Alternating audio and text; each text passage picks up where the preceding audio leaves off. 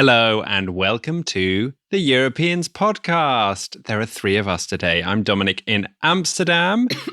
I'm so sorry. I've got some hobnobs stuck in my throat. This is Katy in Paris. Classic. And this is Katz, also in Amsterdam. And Katz, you've just moved house. I can see some boxes behind you. Yeah, but I only moved 3 doors down. And funnily enough, I just moved in with someone who was in a workshop that Katy and I gave about the Europeans podcast. And whose studio we've used to record the recent Oatly episodes. I'm slowly inching in. Nice way to announce it. So are you two like down the road from each other now, or are you still extremely far apart despite being in the same town? There's a whole body of water between us still. And then such a long cycle. But it's nice that you get to see each other on this video call. Absolutely. We have seen each other in real life a few times lately, which has been very nice. And I am looking forward to coming down to Paris and imposing myself on you, Katy, at some point to meet little baby. Yay. Yes, who is also present on this recording. Apologies, everyone. No apologies necessary. I absolutely love the sound of a baby gargling, especially this week, considering what's been happening in the country that Katz and I reside in. More on that later. What have we got coming up in the show today, Katz? Yes, later on in the show, Katy and I will be speaking to Aitor Hernández-Morales, who's a reporter for Politico on the politics of the Iberian Peninsula, particularly on how a very varied array of left-wing parties just united to finally form a government in Spain again. It was a very long negotiation, but they came together to keep centre-right Popular Party out of the cabinet. So we'll be hearing more about that later. But first, we are going to hear about a very different political situation. Aren't we, Dominic? Yes. Time for Good Week, Bad Week. Good week, bad week. So, bit of a special edition of Good Week, Bad Week this week, in that both Good Week and Bad Week are coming to you from the Netherlands. Please explain what's going on over there. Yeah, well, there was an election last week, which you might have heard. It was quite big news internationally because of the results. So, Katz, shall I bite the bullet and reluctantly give Good Week to far-right populist leader Geert Wilders? Hooray! I guess I should give a little bit of an introduction to who this person is for people that have never heard of him. Lucky people. He is the one and single member of the PVV, or the Party for Freedom, which is an interesting quirk. Most political parties usually have lots of members who help control the agenda and have checks and balances. No, this populist decided to set up an association with only Geert as a member, which is pretty terrifying, but he does now have a lot of MPs in Parliament. He won about 25% of the seats in the second chamber of the Dutch Parliament, which is really an extraordinary feat for this populist with a history of explicitly Islamophobic statements. He's compared the Quran to Mein Kampf. He's threatened to ban the book. He wants to pull out of the Paris Climate Agreement, cut all money going towards green projects. He wants to cut all state money going towards the arts and shut down the public broadcaster, end military support to Ukraine. He wants an exit. It's just a shopping list of far-right extremist policies, basically. And he won. Yeah, and it's interesting because it was a shocking turnout in just him all of a sudden getting this big. But he's actually been around for quite a long time. He's been in politics for about 20 years. And he even had a case against him because on election night in 2014, he shouted to a crowd of people, "Do we want more or less Moroccans?" And then the crowd cheered less, fewer. And so he's been in a variety of legal cases and is really a sort of well-established political character in the Netherlands already for a long time. Maybe this is kind of lazy, but I tend to think of him as a sort of European Trump before we had Trump, mostly because he says really objectionable things all the time and has very boofy blonde hair. Yeah, I have to say, I thought of Trump as like the American Wilders. Yeah, and there are some pretty obvious comparisons there, but he is also quite a different politician in many ways, and especially during this campaign, he behaved very differently. There was a lot of talk in the Dutch media about how he was running a milder campaign, although if you read his manifesto, there's absolutely nothing mild about his manifesto. But he did indeed try and present himself himself during the debates as this calmer, more moderate political character. And that was explicitly with the goal to show that he could be someone in government. And it now looks like he might be someone in government. As with all Dutch elections, there's now going to be a long period of coalition negotiations where he'll have to negotiate with various other parties to work out if he can get the arithmetic together to have a majority in parliament. But at the moment, it's looking pretty terrifyingly likely that he will get into power. Really? I think it's a bit too soon to say that. Do you? Yeah. Hasn't there been some bad news for Wilders already in terms of the guy who was supposed to start making all of these coalition deals with other parties? He's had to step aside, right? Yeah, he had a very short-lived time as the scout. He turned out to be in a case of potentially embezzling money from Utrecht University, where it seems that 2 million euros disappeared in a project he was involved in, and at least some of it wound up on the account of his wife and 2 other people he knew personally. Yeah, so it's a bit of a false start, but another scout has since been appointed, and the conversations have started this week between the main party leaders and this scout. And yeah, we'll just have to wait and see. The other problem, or the other spanner in the works for Wilders, is that the party VVD, who he would like to have in the coalition, has said that they do not want to be in the cabinet. So it's definitely not a done deal. Yeah, although they did say they would be willing to support a minority government. So Yeah. it sounds like you've got a bit more of the optimism that he's not going to make it to the power. I'm feeling slightly more pessimistic that there's no way out. I don't know if optimism is the right word, because I'm afraid it'll be even more right, that a different coalition will come to be. So it's not that I feel optimistic. I just think we're really not there yet. I was looking in the middle of the night while feeding this loud child at the numbers, though. And there is another coalition that's possible, right? Consisting of more centrists, more mainstream parties. Yes, there definitely is. The joint ticket between Labour and the Green Left actually came second and had quite an impressive tally of seats. Yeah, in any other circumstances would have been like a historic and massively celebrated victory by the left. Absolutely, because it was a year or two ago that it would have been unheard of to think of a left-wing party coming second in a Dutch election. But yeah, it doesn't seem that there's much of an appetite, at least from what I've been reading and from what the commentators are saying, for them to try and create this centrist, centre-left coalition, which in a way I understand, because if you ignore the will of the people, there was a pretty clear result in this election that this one party were by far the biggest party, then you can alienate those voters and risk allowing Geert Wilders to get bigger. But on the other hand, giving him power is terrifying. I mean, I really am so scared about this country and about Europe more broadly, actually. Maybe this is a bit too bleak too soon, but I have never felt this existentially terrified about Europe. Not just the Netherlands, because, I mean, if you look at this in the context of what is happening all across the continent, with Meloni in power, with Orban in power, with Fico in power, with the threat of a potential Le Pen presidency coming up in France, who knows, and the AfD leading in Germany, the far-right party there. And that's just to name a few of them. There are far-right parties in coalition governments in other countries too.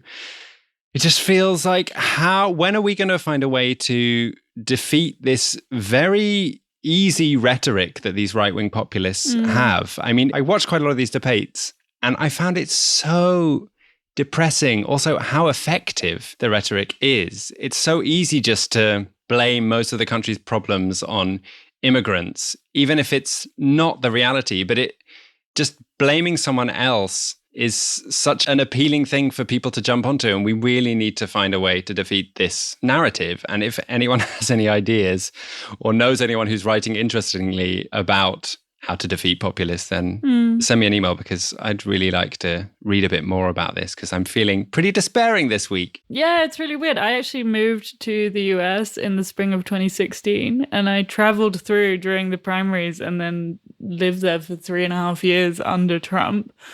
And I'm really reminded of that early feeling of like, a sort of sense of, wow, we really don't know what's going to happen next. And something I do think is interesting is that both with Brexit and with the Trump election, there was a big reckoning in journalism very shortly afterwards of like, what have we done wrong to sort of allow this rhetoric, a lot of which is not really based on fact, to get this big. And that's not something I'm really seeing here on a comparable scale, because indeed I watched quite a lot of the debates as well. And I was surprised that they weren't challenged more about some of the things that they were proposing, which were really not possible. Like one of Wilders' main statements is an asylum stop.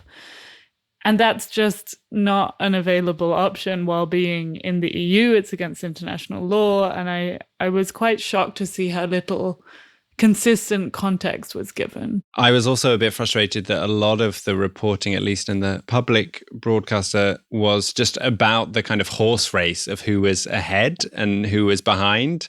And the election really ended up being just about the personalities of these politicians. And I know that's not unique to the Netherlands. That happens all over the place. But I really think that if more people had actually read the manifesto of the Party for Freedom, his party, I think some people at least would have been like, oh, actually, I don't think 14-year-olds should be treated as adults in criminal cases. I don't think we should cut all funding to the arts.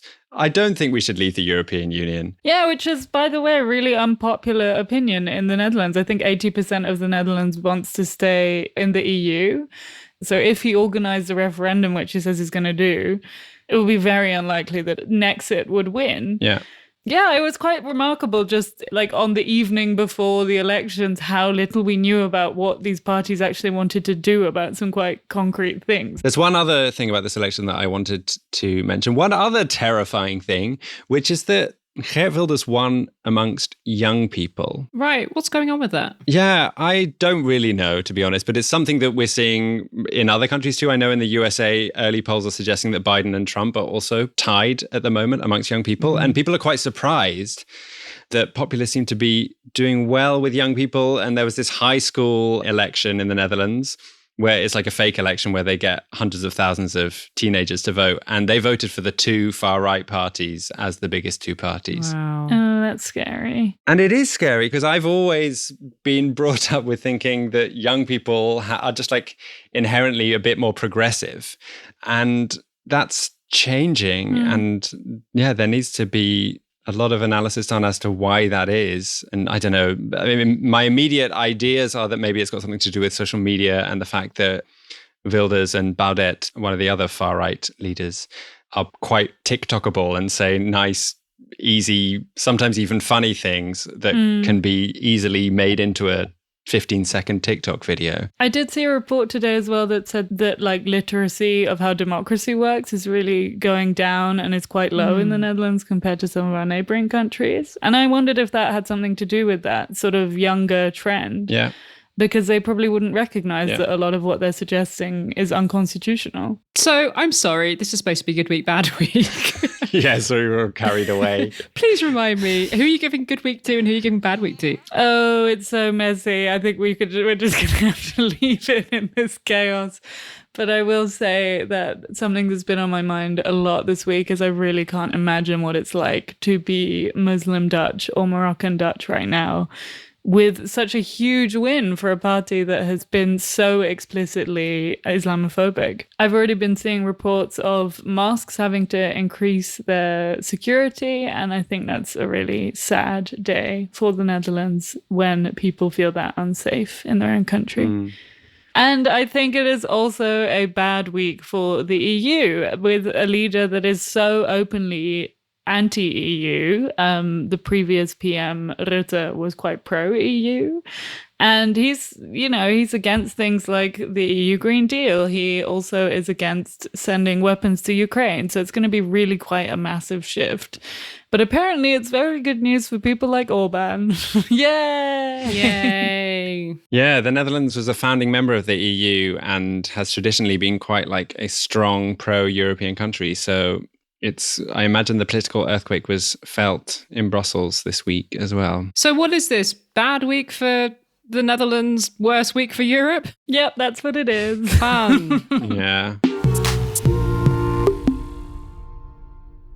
As I mentioned in our last episode, it's not been the easiest few months financially for this podcast, and we are doing our best to scramble together a budget for 2024. And I was genuinely really moved by how many people responded to our somewhat desperate call for help. Yay! Thank you so much. We are sending a ton of gratitude to the following people: Sonia, Austin, Rosa, Trace, Mary, Jonathan, Susanna, Marek, Esther, Katy, Mark, Amanda, Javier, and Bill. Wow, that's so many. Thank you all so much. And thank you also to Fraser, Kirk, and Rebecca for increasing your donations. We could not do this without you. If you'd like to join them, then head to patreon.com/Europeans podcast.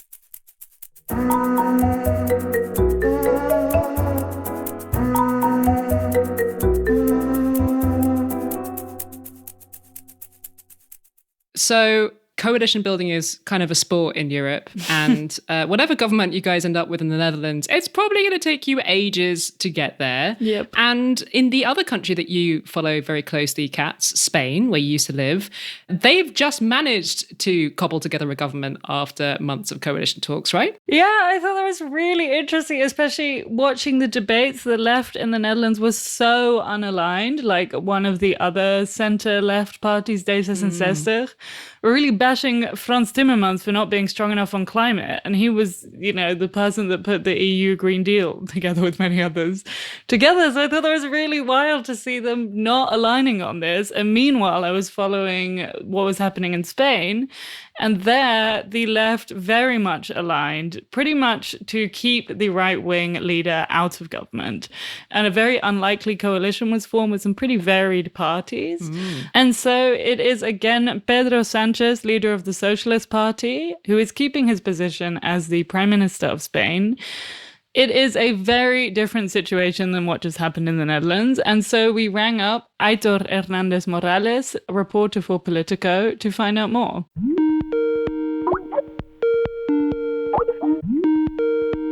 When these elections were called a few months ago, I remember Dominic asking what the logic was of calling early elections when you're behind in the polls, which Sanchez was at the time. I mean, it seemed like a crazy thing to do.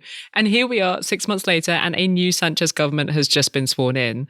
How did he pull this off? Well, it really is a remarkable turn of events. When Sanchez calls elections at the end of May, his party has just suffered a devastating defeat across the country. There were local and regional elections in which the socialists lost control of every major Spanish city.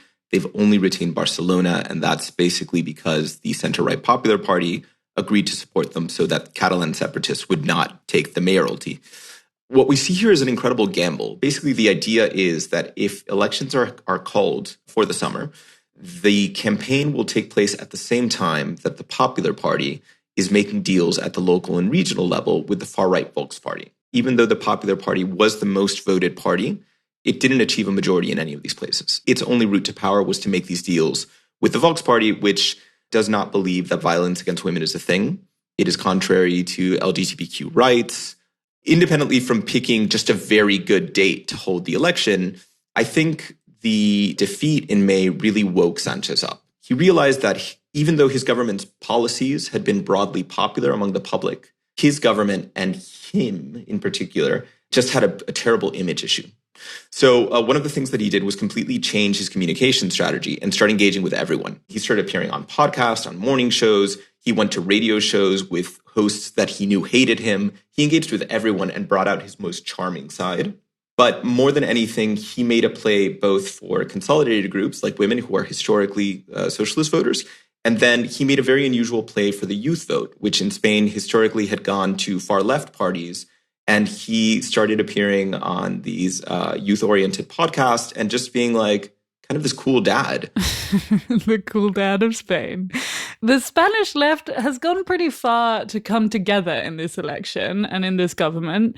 That's something we've struggled to see elsewhere in Europe. And I'm wondering what made them do that. Yeah, so I think that Sanchez's victory can only be understood by that unification of the left, but also because, frankly, the center-right just was remarkably bad in their campaign, and the center-right leader was unable to basically explain his tendency to tell mistruths. He was called out, and I think that really hit his reputation.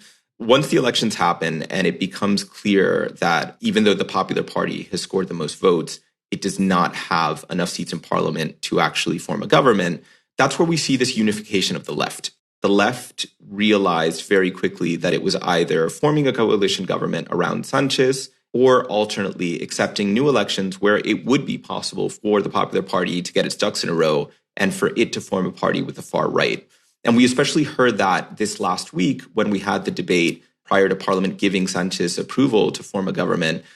One after one after one, these MPs belonging to these minor far left or separatist parties said clearly that they were voting for Sanchez, not necessarily because they felt particular affinity for Sanchez, but rather because they did not want to accept the other option. And one of the MPs, Gabriel Rufián, who belongs to the Republican left of Catalonia, said it very clearly, looking directly at Feijóo, at the opposition leader, and he said, the only reason why you are not becoming prime minister is because of you, not because Sanchez is particularly brilliant. And he basically was telling him there that his insistence on palling around with the far right would prevent the Popular Party from ruling Spain anytime soon. Yeah, I am wondering, though, what do you think made the stakes so clear for the left parties and also for their voters? Because you could say this about any country. So what made that really land? I think that certainly for the quote-unquote conventional far left and regionalist parties, so for example, the Basque Nationalist Party, it was such a clear decision simply because Vox, this far-right party with which the Popular Party would have had to have ruled, that party has said clearly that it wants to get rid of regional autonomy in Spain and that it wants to undercut a lot of the rights that these regions have. So for them, it really was an existential threat. For the far left parties, Vox's positions on social issues, for example, violence against women or the rights of the LGBTQ community, that for them was the absolute red line where they said there's no way that we could ever back a government that would be willing to make deals with these people. More broadly, I think that the big conflict in Spain, of course, has been the support of Junts. Junts is a Catalan separatist party. Its de facto leader, former Catalan president Carles Puigdemont, was the person who led the failed Catalan independence referendum in 2017. And as you guys probably know, he fled Spain and has been living in self-declared exile in Belgium since 2017. He's a member of the European Parliament, and until now he's had immunity, but that immunity is gone. Now, he is still sought by Spanish authorities, and so getting his support, which was crucial for Sanchez to be able to become president in this hyper-fractured parliament, that was tremendously difficult. We always knew Puigdemont would ask a high price for that, and that price was amnesty for him, but also for all of his followers. At least 300 people. In some estimates, it could even go into the thousands because a lot of people have been prosecuted for their involvement in the Catalan independence movement just by virtue of being mayors where referendums were held, or even in some cases, firemen who were trying to guarantee security at these events. It is really important to take into account that there is no legal precedent in Spanish democracy for this. The last amnesty law that was passed in Spain was back in 1977. And that means that law is always going to be on very shaky ground, and we'll have to see if the Spanish courts ultimately deem it strong enough to be approved. It's a tough pill to swallow for Sanchez. This issue is extremely divisive. There are many Spaniards who consider that that referendum was a personal affront to them, a region that's breaking off from the rest of Spain and refusing to let them be part of that process of deciding. Is it going to have an electoral cost for Sanchez? Yes, absolutely. That said, is it something that ultimately voters need to come to terms with? Yes, I expect that Sanchez will continue presenting this as a lesser evil because it helped keep the far right out of government.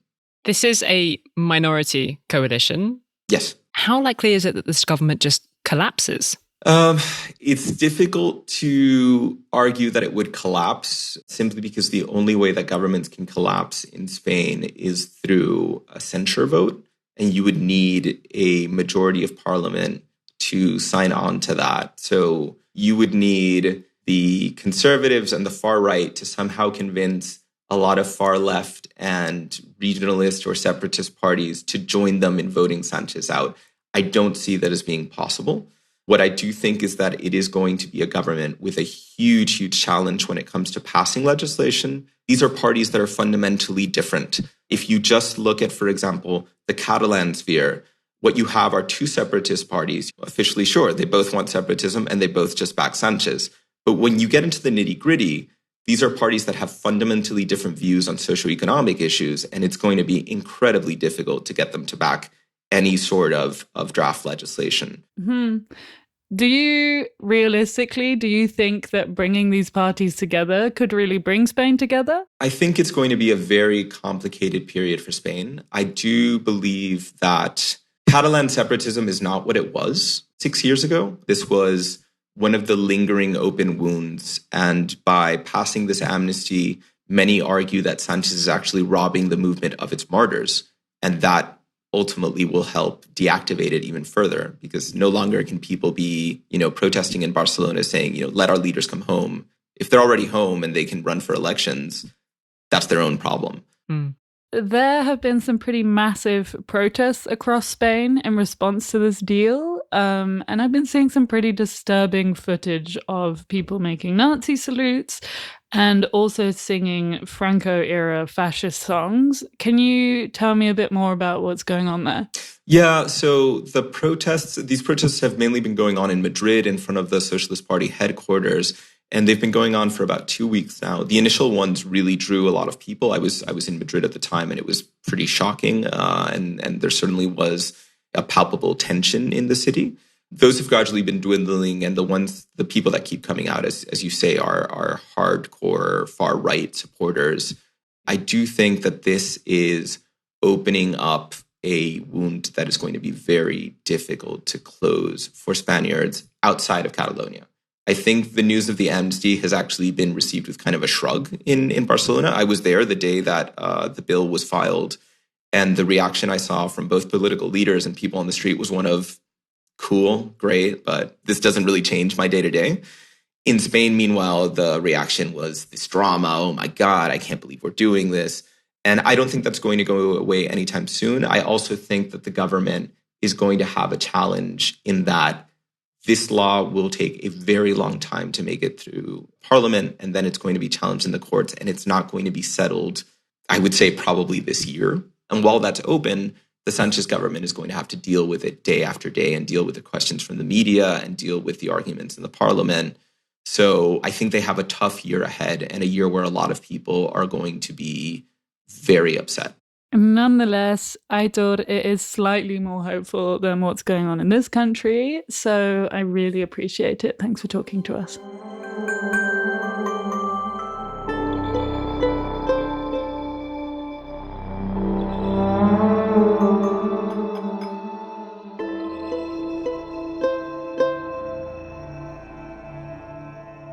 I really needed that to hear about a country where there isn't just an inevitable slide towards right-wing populism. So thank you, Aitor, and thank you, Katy and Katz, for speaking to him. Yes, thank you very much, Aitor. He produced a truly astonishing amount of news between Portuguese government falling and this very unlikely coalition in Spain coming together.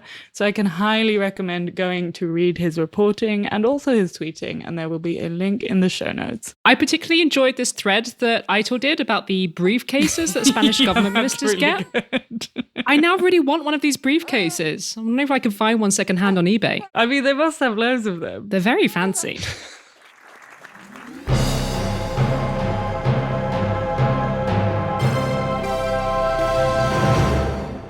Welcome to the Inspiration Station, where we talk about cultural goodies from across Europe. What cultural goodies have you been enjoying this week? What have you been watching or listening to? I went to the cinema and I saw a really excellent film, The Anatomy of a Fall. Oh, so good. I've seen this advertised on the Metro. It's so good. It's a courtroom drama, essentially, directed by the French director Justine Triet. And it stars the formidable German actress Sandra Hüller, who was in Tony Erdmann a few years ago. I don't know if any of you saw that. Oh, yeah. She was also excellent in that. And it's an absolutely thrilling screenplay that tells the story of the suspicious death of the husband of a well-known novelist played by Hüller.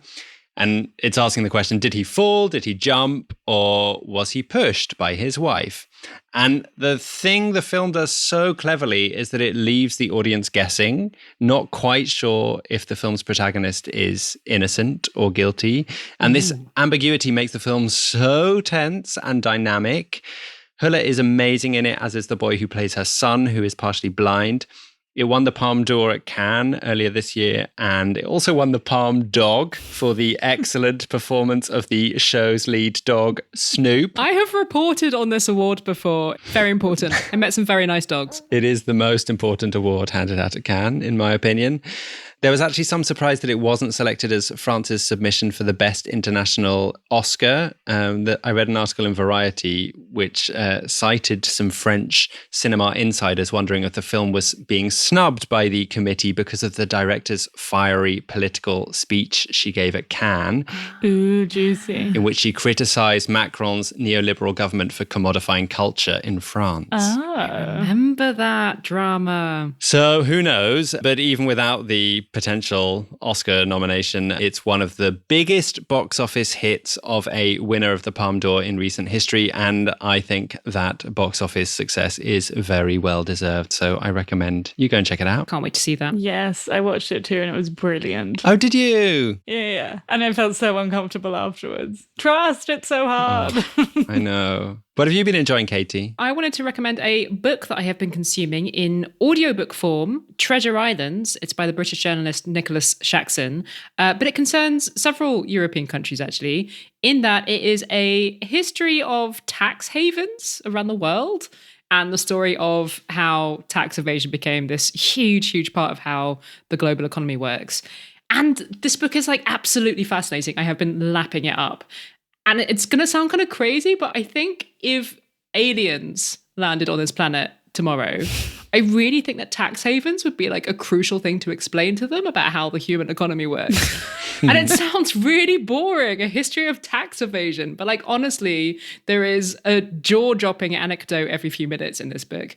It's also really interesting in how it describes how European colonial powers, after they lost their land empires, they built these financial empires, especially Britain, using these like semi-dependent territories in the Caribbean and elsewhere, where just like vast amounts of money passes through, a lot of it dodgy money.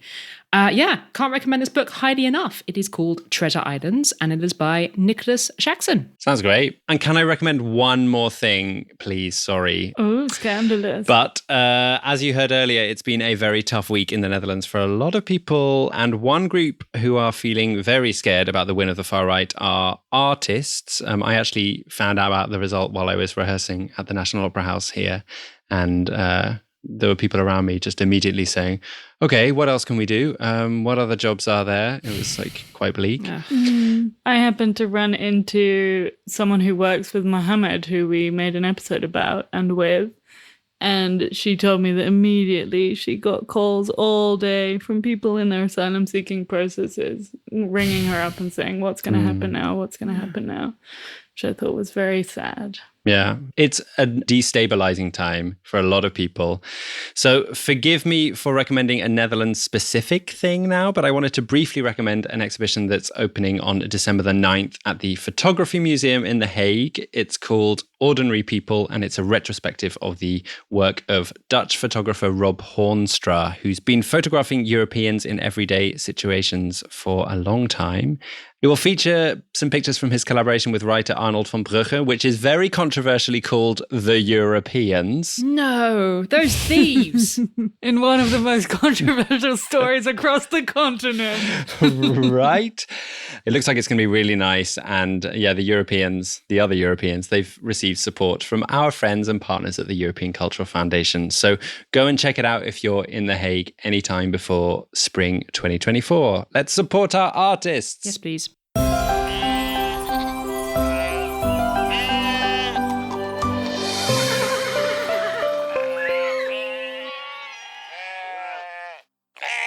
I have a cute little happy ending for you all from the city of Luleå in the northernmost county of Sweden. As with many parts of the world, there is a growing problem of loneliness in Luleå. And to counter this, the city has launched a sweet campaign to help people out. The campaign is called Say Hey, meaning say hi, and is simply a campaign to encourage people to say hello to each other on the street. Aww. And this might sound like an insignificant intervention into a big problem, but according to the city, there is actually quite some research that shows that small interactions in the street with strangers can make a big difference to the feeling of well-being and safety that are often connected to loneliness. The city is placing adverts around the city and even running workshops in schools. And even though I don't live in Lulea, I'm going to make a bit more of an effort to say hello to strangers in the street. Let's all say hey. Dominic, you can't do that in a city. People don't do that. You'll look crazy. Actually, that's one of the things I missed the most during the pandemic was those random interactions. It was so nice when they came back, just like little conversations with strangers. This is going to really mark me out as someone that lives in an urban centre now, but I really do get a thrill. You know, when you're in somewhere like a rural area and somebody says hello to you and you say hello back and it's really nice. You look a bit like a crazed city person because you're like, hi! Call me a big old cynic from all of these elections, but it's like, on the one hand, we have a far-right leader. On the other hand, say hi. Yeah, right. And I know you say that like flippantly, but actually the thing I did after this election was I decided I'm going to be really nice to everyone. No. I felt like that's the only thing I can do is like being nice to strangers. So going into a coffee shop, being super nice to the waitress there, being really nice to just anyone you interact with. I feel that it's a bit pathetic, but I feel like it's the only way we're going to get out of this mess. I do get that. I mean, that was something that's really striking and maybe a bit unifying in a sad way of the electorate is how many people are not feeling listened to. So maybe that is the best thing you can do. Happy ending! That is all we've got time for this week. Next week, we're going to be in the very capable hands of Wojciech Oleksiak, one of our producers, who's been working on a very special episode. But in the meantime, if you miss us, you can head to social media to see what we're posting. Very interesting things, I promise. Instagram at Europeans Podcast, Twitter or X, whatever it is these days, at Europeans Pod, and the new one, Blue Sky. Europeanspod.bsky.social. Send us an email. Or send us an email, indeed. hello@europeanspodcast.com. This week's episode was produced by Katz Laszlo. Thank you, Katz. And the interview was produced by Katy Lee. Thank you, Katy. Very welcome. See you all next week. Bye. Doei. How do? And badonk.